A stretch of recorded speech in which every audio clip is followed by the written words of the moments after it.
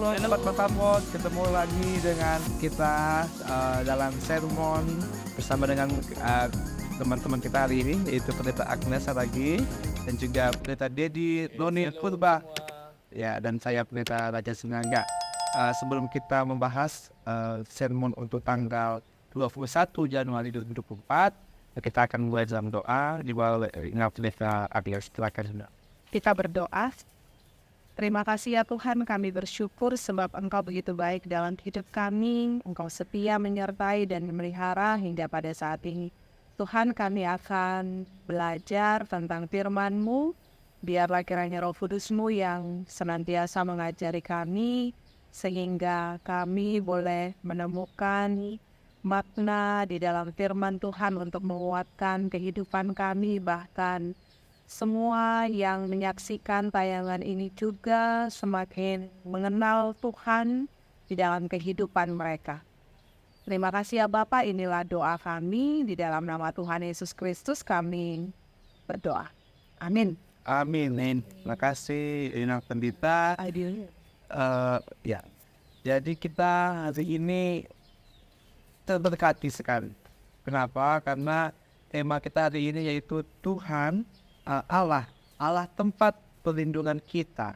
Nah, artinya kalau kita sebagai manusia pasti punya kekhawatiran. Ya, betul. Ya, setiap orang pasti punya beban pikiran atau mungkin perasaan yang lagi galau.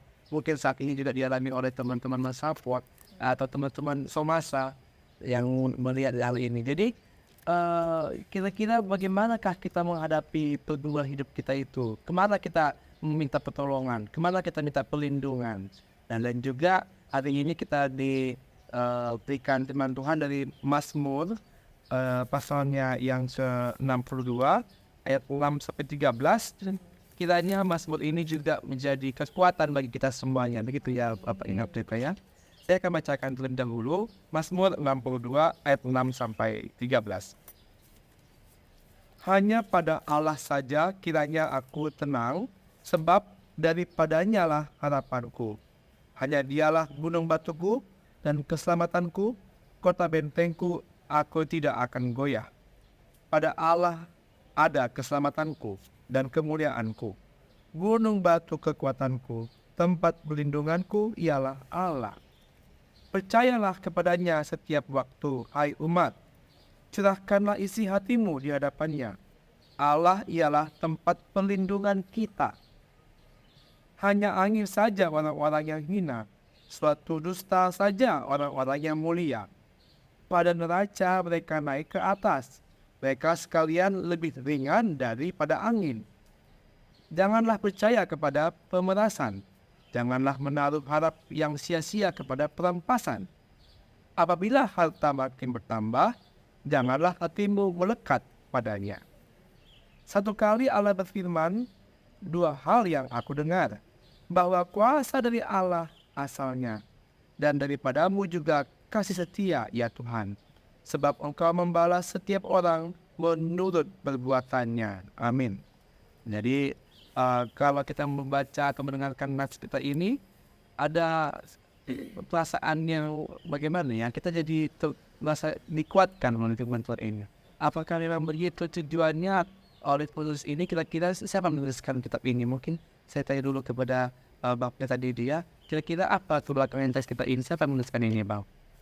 Oke, baik, terima kasih ya kepada Pendeta Raja. Yang pasti di dalam pasal yang pertama, Sobat Somasa, ini merupakan Mazmur Daud. Nah, ini suatu puncak keberimanan Daud, menyatakan bahwa memang hanya dekat dengan Tuhan Allah saja aku tenang atas berbagai-bagai pergumulan yang dihadapinya tentunya. Jadi latar belakangnya saya melihat di sini untuk Pendeta Raja, di mana harus kita baca dalam ayat yang kedua sampai dengan ayatnya yang kelima. Pemazmur di sini bertemu dengan orang-orang yang tidak senang dengan dia. Artinya dia menghadapi para musuh, sekalipun memang tidak secara gamblang di sini dijelaskan siapa yang menjadi musuh daripada pemazmur. Namun inilah tantangan yang dihadapinya, di mana ada orang-orang yang menginginkan supaya Daud itu jatuh goyah, maka saat inilah dia mengambil satu keputusan bahwa hanya dekat dengan Tuhan saja aku tenang. Mungkin di situ dulu untuk pertamanya persoalan yang dihadapi oleh Daud. Oh, berarti ada ancaman, bahkan ada yang mau membunuhnya. Jadi sebetulnya wajar dia merasa khawatir, bahkan mungkin ya sangat gemetar gitu ya dengan ancaman itu. Tapi dia mampu mengatakan hanya dekat Allah saja aku tenang. Mungkin ada yang mau sampaikan ini. Iya. Jadi kalau kita lihat memang dalam Mazmur 62 ini disebutkan adalah Mazmur Daud ya. Iya. Ini adalah Mazmur Daud. Kita tahu bagaimana dinamika kehidupan yang dialami oleh seorang Daud. Tapi ketika kita berbicara tentang Mazmur, orang Ibrani biasa menyebut ini sebagai Tehillim, yang artinya Mazmur-Mazmur pujian gitu, nyanyian pujian. Jadi ini menarik sekali memang, karena pada saat itu ketika Mazmur dinyanyikan, ketika Mazmur dikemandangkan, ini berarti ada sebuah pengalaman, ada sebuah perasaan yang juga disaksikan, yang kemudian bisa menjadi pengajaran, yang kemudian juga bisa menjadi permohonan, dan juga bisa menjadi ekspresi iman seseorang kepada Tuhan. Jadi kalau kita melihat di sini, Mazmur Daud ini mengungkapkan bagaimana perasaannya, perasaan tenang, perasaan tentram di tengah-tengah gejolak yang sedang dia hadapi. Kalau dikatakan, memang saya sedikit membaca dari sumber beberapa, dari ada satu sumber gitu mengatakan bahwa pada saat ini dalam konteks dalam Mazmur yang ke-62, Daud itu sedang diperhadapkan dengan musuh. Nah, musuh ini berusaha untuk menggulingkan dia. Lalu katanya begini, kalau di depan musuh ini kelihatan seperti tidak melakukan apa-apa, dia itu seperti baik banget gitu. Tapi ternyata di belakang Daud ini habis dijelek-jelekkan oleh musuhnya. Itu cara dia untuk menjatuhkan Daud gitu kan. Jadi itu yang dirasakan Daud pada saat itu. Nah, kalau kita lihat pada ayat-ayat sebelumnya juga ingin mengatakan itu, bahwa apa yang dikatakan oleh Daud di sini ketika dia sedang bermazmur, dia sedang mengatakan dia berhadapan dengan musuh, tetapi walaupun keadaan itu sedang menekan dia, namun dia tetap bisa merasakan tenang karena ada Allah bersama dengan dia. Mungkin itu juga yang boleh menjadi pengantar untuk kita bisa melihat teks ini. Berarti luar biasa ya. Sebetulnya ancaman yang dihadapi Daud ini memang bahaya juga ya. Kenapa? Karena kalau di depan dia orangnya baik-baik aja, musuh itu sepertinya baik-baik aja gitu ya. Tapi ternyata di belakang dia zolimi. Ya, kalau bahasa Solomonnya itu legan hata dupar, legan hata tundal gitu ya. Alay di belakang. Iya, jadi Dalam terjemahan baru dipinggiri lagi bahasanya, Bang. gimana katanya? Dalam terjemahan baru katakan memang mulut mereka memberkati. Mulut mereka memberkati, tetapi dalam hati mereka mengutuki. Mereka mengutuki. Kadang kita bertemu dengan orang-orang seperti ini. Semoga ya. jauh itu. Tapi sangat wajar kan. Maksudnya Daud kan seorang raja. Iya. Sebagai seorang raja tantangan kan memang banyak kan. Iya. Ada banyak yang orang kemudian Kepentingan kali ya. Yang paling seramnya lagi yang mau menjatuhkan dia itu kadang-kadang bukan musuh yang jauh, tapi justru dari dalam keluargaannya ya. Iya, itu yang dihadapi dia dengan Aksa. Iya. Ketika Absalom anak istri yang sendiri mengkudetanya, melengsarkannya. Nah, jadi latar belakangnya sangat luar biasa. Kita lihat di sini luar biasanya ancaman yang dihadapi oleh Daud. Tetapi kita lihat di sini dia mengatakan di ayat yang ke-6, hanya pada Allah saja kiranya aku tenang, sebab daripadanya lah harapanku. Kira-kira apa yang mau disampaikan dari ayat ini, mungkin ayat yang ke-6 dan ayat yang berikutnya itu? Kira-kira apa yang mau disampaikan situ, Bang? Tahu pada Bang Widi? Oke, baik. Tadi kan sudah kita melihat keadaan yang dialami oleh pemazmur. Keadaan mencekam ini. Namun keadaan yang demikian pun ternyata dia mengambil sikap berdiam diri di hadapan Allah. Maksudnya berdiam diri adalah kita mempasrahkan, mempercayakan, berserah sepenuhnya kepada Tuhan.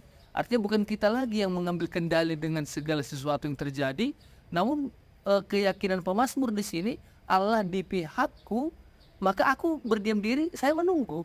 Menunggu dalam artian Allah akan tetap ada bersama-sama dengan. Jadi dengan demikian nanti keberpihakan Allah terhadap aku membuat jiwaku bisa tadi mengumandangkan, bernyanyi, tenang, dekat, karena memang hanya Allah lah harapanku. Itu yang dinyatakan oleh berdiam diri, bukan berarti kita nggak melakukan apa-apa ya. Namun inilah wujud daripada keyakinan kita bahwasanya Allah itu di pihak kita. Itu yang dimaksud di sini, Bang. Keberserahan kita kepada Tuhan. Jadi Daud di sini memilih sikap berserah pada Tuhannya, dan dia juga mengajak kita juga supaya kita juga punya keberserahan kepada Tuhan dalam hubungan kita. Iya, ada tambahan ini.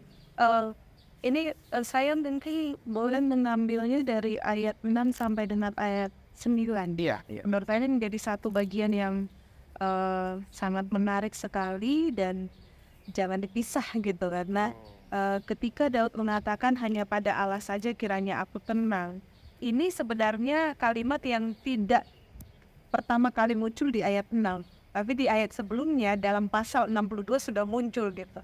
Jadi biasanya sebuah kalimat yang diungkapkan dua kali itu kan sebuah penegasan.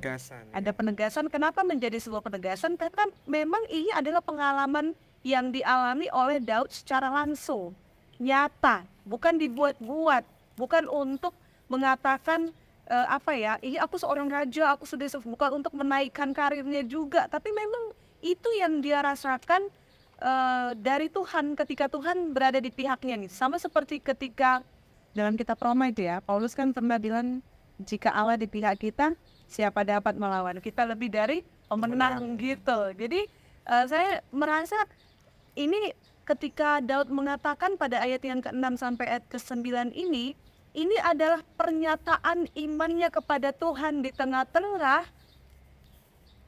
keadaan yang sedang. Jadi saya rasa gimana ya, tidak sedikit orang, maksudnya tidak banyak orang yang sanggup dan mampu menyatakan iman percayanya kepada Tuhan di tengah-tengah kesulitan. Betul. Ya kan, itu fakta banget kan. Banyak orang kalau ada kesulitan itu justru pasti langsung mikir yang bukan Tuhan lah gitu kan. Lain mikir dari siapa ya, solusinya dari mana ya gitu kan. Apa yang ada di dunia ini lah gitu. Tapi Daud pada saat itu, saya juga terberkati gitu kan. Nah ketika dia sedang berada dalam kesusahan lah kita katakan, dalam tekanan lah gitu, dia menyatakan imannya kepada Tuhan. Bahkan dia mengaku bahwa Tuhan adalah batu karangnya, Tuhan adalah keselamatannya, Tuhan adalah bentengnya. Artinya Tuhan itu the one and only. Nggak ada yang lain gitu loh. Cuman Tuhan itu satu-satunya. Nah saya pernah juga membaca sebuah tulisan mengatakan demikian. Daud itu punya banyak prajurit yang sebenarnya bisa dia andalkan dalam peperangan, tapi dia mengandalkan Tuhan. Daud itu punya banyak harta yang sebenarnya harta itu bisa menyenangkan dia, tapi ternyata dia tetap menyandarkan atau bersandar kepada Tuhan gitu, menggantungkan dirinya kepada Tuhan. Nah dari sini saja kita sudah bisa lihat gitu loh, bagaimana iman percaya seorang Daud itu dalam pasal ke-62, karena kan ada jatuhnya juga dia. Tapi kita lihat dalam pasal 62 ini ya, yang kepada Tuhan.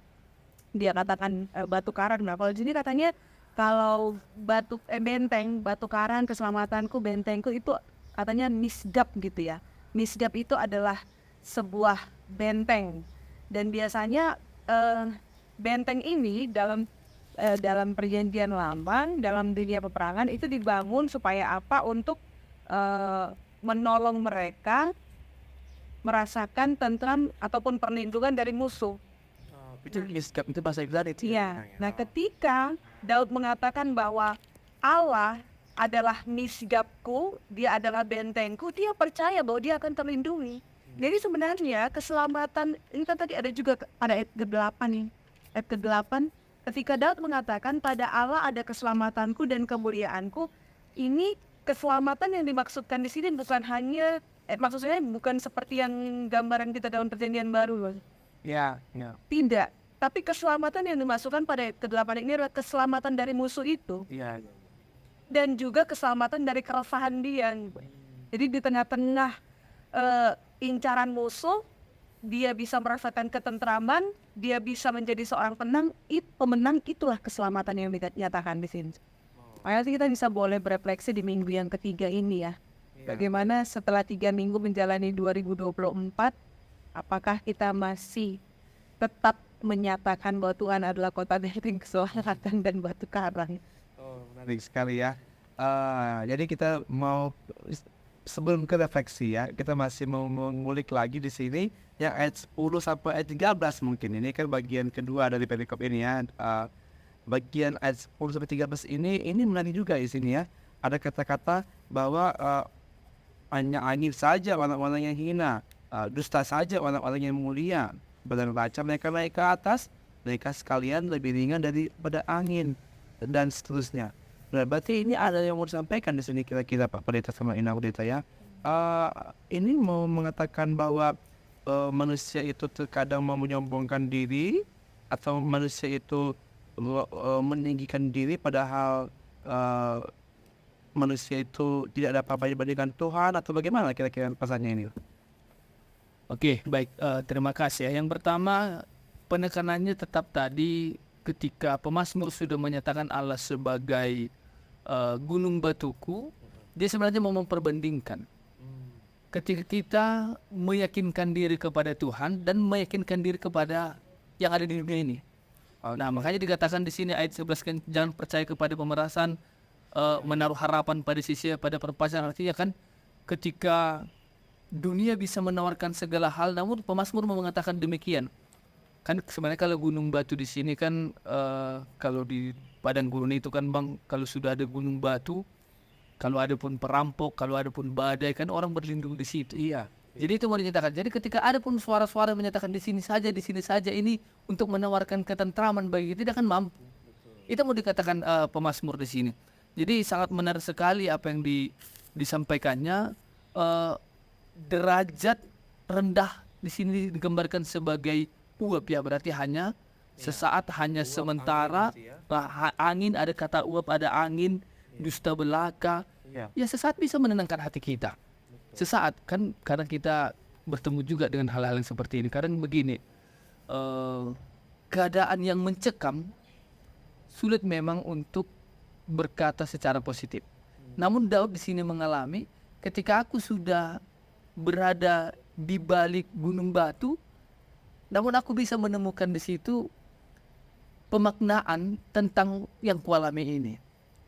Apapun yang mencekam dalam hidupku, mungkin itu yang saya lihat Bang dalam ini. Dia memperbandingkan pertolongan dari Tuhan, baik, dan juga pertolongan yang dari bumi, dunia ya. Udah bagus sekali ya sama saya. Udah jelas banget penyampaian dari Bapak Pendeta Dedi. Ada mungkin tambah juga dari Ina Pendeta. Memang ada dua hal yang berbeda ya.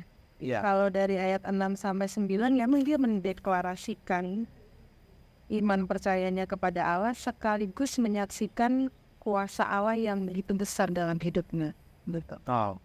Dan kalau kita baca di pasal-pasal sebelumnya, jika memang Tuhan itu luar biasa kan. Ya. Kan dalam kehidupan bangsa Israel, bagaimana bangsa Israel keluar dari Mesir, bagaimana bangsa Israel keluar dari Babel, ada banyak sekali perbuatan-perbuatan tangan Allah yang begitu hebat. Ya. Yang sebenarnya dengan itu semua pun, itu bisa menjadi alasan yang kuat bagi kita untuk tidak meninggalkan Tuhan. Gitu kan. Nah ternyata pada ayat 10 sampai dengan ayat 13 ini. Ayat 10 sampai dengan ayat 12 gitu. Nah ini saya setuju dengan yang dikatakan pendeta Dedi tadi bahwa ini sebagai perbandingan komparasi bahwa apapun yang ada di dunia ini sama sekali tidak bisa membandingi dan menandingi apa yang sudah Tuhan berikan dalam kehidupan orang yang percaya gitu. Bahkan di sini dikatakan ada angin, ada dusta, ada neraca, mereka naik ke atas gitu. Jadi sebenarnya memang kalau kita boleh melihat ya, dalam kehidupan orang Yahudi, hukum Yahudi lah gitu. Ya. Sebenarnya kan dusta, kemudian penindasan, perampokan itu kan dilarang. Tapi ternyata mereka juga tetap kok melakukan itu gitu. Mereka tetap melakukan itu dalam kehidupan mereka, dan mereka juga sering tergoda untuk menggunakan cara-cara jahat dengan tujuan mendapatkan keuntungan gitu, dengan tujuan mendapatkan sesuatu yang berguna secara duniawi bagi mereka. Nah, kalau boleh saya memberikan pendapat tentang ayat 10 ini berkaitan dengan apa yang dialami oleh Daud, bahwa dia sudah menerima itu dari Tuhan gitu. Bahkan keuntungan di dunia ini, apapun yang ada di dunia ini tidak akan mampu untuk memberikan keselamatan tanda kutip tadi dan juga ketentraman dalam hidupnya. Itu ini lagi Bang, memang sadis sebenarnya yang dialami pemazmur ini, karena begini, yang mau disampaikannya itu sebenarnya kan, kalau sama Allah kita tenang kita katanya. Tapi kalau kita berharap sama orang-orang itu seperti uap katanya. Dia memang seolah-olah memberikan ketentraman bagi kita, namun ketika dia menjanjikan harapan, tapi secara tidak langsung dia mengejek harapan kita. Jadi gimana bahasanya itu ya? Ya tenanglah, tenang. Tapi diberikan kenyamanan. Tapi baliknya itu aku, sekali kawannya ini kok mengejek. Makanya direndahkan kita jadinya. Makanya, tapi di dalam Tuhan itu, Daud itu merasakan aku semakin berharga. Aku merasakan begitu sebenarnya mau diperbandingkannya. Ya, ini makin jelas di sini ya bahwa memang betul dunia boleh menawarkan apapun ya dengan hartanya, dengan materi, dengan segala kuasa, tapi itu tidak ada apa-apanya di Makanya tadi kan kelanjutannya kan jangan bergantung kepada apa yang kamu miliki lanjutannya nanti. Iya. Janganlah hatimu melekat pada apa yang kamu miliki. Sebelah situ kan, jangan hatimu melekat padanya. Namun satu saja yang ditekankan di sini bahwa ketika Allah berfirman, ya ada dua hal yang aku dengar, bahwa kuasa dari Allah asalnya dan daripadamu juga kasih setia ya Tuhan. Jadi betul-betul. Jadi kekuatannya itu yang berasal dari Allah. Kuasa dari Tuhan juga. Bahkan kasih setia juga itu berasal dari Allah. Nah, jadi baik sekali. Oke, mungkin sekarang kita masuk ke refleksinya di minggu ketiga ini. Bahkan ini juga adalah minggu Epifani ya, minggu setelah Epifani. Kira-kira di sini Allah seperti apa yang mau dinyatakan di sini ya? Kita dalam masa-masa Epifani ini mau mengenal Allah lebih dalam lagi. Jadi kira-kira seperti apa pengenalan kita akan Allah di minggu ketiga ini? Siapa yang mingguan? Oke, baik, terima kasih ya. Mungkin kalau dalam bahasa Simalungun hatatalarni Jehovah ya, Epifanias ya, Epifania berarti penampakan Allah, betul, wujud nyata kehadiran Allah. Jadi saya mau menyampaikan begini, mungkin menjadi refleksi bagi kita. Jangan kita menganggap kehadiran Allah itu ketika kita mendapatkan apa yang kita inginkan. Gitu ya. Namun kehadiran Allah itu juga boleh nyata ketika kita menghadapi berbagai-bagai pencobaan juga, rintangan, bahkan musuh juga. Maka kehadiran Allah itu hadir dalam segala situasi. Jadi jangan kita rasa hidupku sekarang diberkati oleh Tuhan karena kita mungkin mendapatkan inilah. Padahal ketika kita usaha kita gagal mungkin, atau mungkin ada hal yang tidak terjadi sesuai dengan keinginan kita katakan Allah itu tidak hadir terhadapku. Namun di situ sebenarnya dalam segala situasi Allah tetap menyatakan dirinya kepada kita lewat kasih-Nya. Pemazmur mungkin tidak sedalam ini mengenal Allah kalau dia tidak dalam pergumulan hebat. Kalau menurut saya, jadi Justru pergumulan hebat itu membuat dia mengenal dengan Allah. Kalau khotbah Porohanger kami di tanggal 1 Januari, ini Bapak Porhanger Jansari dan berkata demikian, ibarat seperti ikan salmon katanya ikan yang paling enak, apalagi disajikan dengan segar. Maka para nelayan ini memang berupaya untuk membawa salmon ini ke darat dengan hidup. Jadi memang sudah diupayakan, namun memang selalu gagal.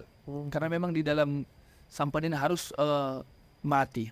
Jadi memang bagaimana cara nelayan untuk membuat ikan salmon ini hidup? Ternyata di dalam bak penampungan ikan salmon ini dimasukkanlah ikan hiu-hiu kecil. Nah, jadi ketika ikan yang hiu, memangsanya gitu ya. iya, seolah-olah mau memangsa, tapi ikan hiu kecil ini yang terus mengejar ikan salmon, dan itu yang membuat dia bergerak. Iya. Dengan bergerak dia bertahan hidup sampai ke darat. Jadi saya memaknai ini sama seperti pemazmur mengalami pergumulan hebat, penderitaan hebat. Justru di sini semakin bertumbuh di dalam iman, mengenal dan mengambil keputusan hanya dekat dengan Tuhan saja. Nggak ada yang melebihi, baik harta, baik apapun tadi, nggak ada itu yang segala hal. Dia sudah menemukan itu dalam hatinya, makanya jiwanya terus memuji Tuhan. Mungkin itu. Iya. Saya bayangkan gini ke Bang Pendeta. Ketika misalnya kita lagi jalan, lagi malas jalan itu ya, lemas jalannya pelan-pelan. Tapi kalau ada anjing di belakang kita, anjing galak gitu kan, kita masih lari kita ya. Kekuatan kan semakin. Berarti kadang kita butuh gitu ya. Ada sungguh Tapi jangan jatuh kita mengandalkan diri kita. Tapi begitulah cara Tuhan supaya membakar semangat kita gitu dia. ada sabuk Tuhan, ada cara Tuhan membuat kita semangat ya. Di sini yang pendeta sesuatu dia bersehat semuanya bang. Ya, gimana? Udah 3 hari lalu keluar dari rumah sakit kan, tapi sekarang sudah tumbuh semangatnya lagi. Ya, Luar biasa ya Iya. kesempatannya Tuhan ya. Karena suaminya juga kayaknya baik itu. Oh, alhamdulillah. Kalau saya boleh berefleksi pada ayat 6 itu hanya pada Allah saja kiranya aku tenang. Itu kalau kata tenang itu kan diam, dalam bahasa Ibrani itu daman. Ya. Daman ini artinya diam atau tidak bergerak. Jadi kalau saya boleh berefleksi di minggu ketiga 2024 ini, banyak-banyaklah berdiam di hadirat Tuhan. Supaya kita semakin kuat, semakin tangguh, dan juga semakin hebat untuk melewati badai hidup gitu. Jadi pengalaman ini kebetulan kan tanggal 1 sakit. Iya. Memulai tahun 2024 ini dengan sakit gitu Iya kan. benar. Rame lagi ya. Opname lagi tanggal 1 Januari sakit, terus tanggal 2 itu opname sampai tanggal 6 Januari. Jadi saya merasakan firman ini hidup gitu dalam diri saya. Nggak ada takut sama sekali gitu. Nggak ada takut tentang gimana nanti, enggak. Tapi tetap percaya bahwa Tuhan pasti akan memberikan yang terbaik bagaimanapun nanti keadaannya itu. Ya, mestinya sekarang di sini ada gitu. Iya, bisa sharing. Saya mau dimasuk. Tanggal 9 ini ya, dan ini kita tapping di sini ada. Jadi memang ketika kita banyak berdiam di hadapan Tuhan dengan cara kita, kan ada banyak orang datang kepada Tuhan, memiliki hubungan dengan Tuhan, itu caranya berbeda-beda ya. Mereka ada yang bisa menikmati hadirat Tuhan, menikmati kuasa Tuhan melalui pujian, atau melalui doa, atau melalui ibadah, atau melalui keluarga. Ada banyak sekali cara kita, tapi yang paling penting adalah diam di hadirat Tuhan. Nah itu yang pertama. Kemudian yang kedua, percaya pada Allah setiap saat. Nah ini yang terus dikumandangkan oleh Daud. Jadi saya teringat lagu Dudi Haleluya 251 itu. Sonato Grupo Ibahen Jesus Kin Borat Pe Utaron Ijon. Bahasa Indonesianya gimana ya? Apa sih it is well with my soul gitu ya. Bahasa Indonesianya walaupun sedang mengalami badai tapi masih bisa loh merasakan ketentraman gitu. Jadi Stafford yang punya pengalaman tentang di balik lagu ini ya, bagaimana dia melihat putrinya meninggal dan kemudian istrinya begitu luar biasa menghadapi kedukaan itu, tapi kemudian di tengah-tengah tekanan, di tengah-tengah ketidakberdayaan, di tengah-tengah kedukaan dan goncangan stresor yang begitu luar biasa, dia masih bisa mengatakan, it is well with my soul, gitu. Sama nggak sih yang jadi bilang Meut hanya dekat Allah saja? Iya, Benar. betul. Jadi memang pendeta Dedi tadi benar ya. Kadang kita butuh masalah yang besar supaya kita bisa merasakan ketenangan itu gitu. Luar Iya. biasa. Jadi sebenarnya gini, gimana kita bisa merasakan tenang kalau kita nggak pernah merasakan badai? Iya kan? Kita nggak pernah merasakan permasalahan yang begitu berat sekali. Gimana kita bisa merasakan bahwa tentram dekat Allah walaupun mungkin cicilan banyak. Iya. Terus biaya Jangan lihat saya, Bu. kawannya entah sakit penyakit ada, Iya. atau biaya sekolah anak-anak yang semakin meningkat gitu kan, atau banyak hal lah yang terkadang membuat gimana kita bisa merasakan ketenangan kalau kita nggak bisa diam di dalam hadirat Allah itu. Jadi mungkin itu yang bisa saya bagikan untuk teman-teman semua. Selama saya ada di rumah tetap semangat, cobalah mencari ketenangan di dalam hadirat Allah, naikkan pujian kepada Dia sambil kita merasakan bahwa Tuhan kita itu hebat gitu. Oke, terima kasih Pak Pendeta dan Inafesa buat sharing hari ini. Terima kasih juga buat semasa yang sudah bisa bersama-sama dengan siaran ini. Kiranya kita semua diberkati Tuhan di setiap pergumulan kita, di setiap masalah yang kita hadapi. Mari kita berdiam sebentar aja, bersyukur kepada Tuhan, dan kita dikuatkan oleh firman Tuhan. Kiranya teman-teman semua boleh terberkati melalui tayangan Masa pada hari ini. Terima kasih, kita akan ditutup dengan doa di bawah Pendeta Dedi. Baik, kita bersatu dalam doa. Tuhan Allah Bapa kami, biarlah kami berserah hanya kepada Tuhan saja. Sehebat apapun dunia menawarkan ketenangan bagi kami, namun kami mengimani hanya ada bersamamu lah ketenangan yang seutuhnya. Oleh dengan demikian Bapa, kami percaya setelah kami mendengarkan kebenaran firman Tuhan atas pengalaman Daud yang luar biasa, biarlah segala hal yang terjadi dalam hidup kami juga menjadi pengalaman iman di mana Tuhan akan menyatakan dirimu tetap terhadap kami. Terima kasih Bapa, Engkau memberkati para mendengar dan kami semua. Inilah doa dan permohonan kami yang kami sampaikan dengan nama satu yang indah, yaitu Yesus Kristus Juru Selamat kami yang hidup. Amin. Amin. Sampai jumpa lagi. Shalom, Tuhan Yesus memberkati.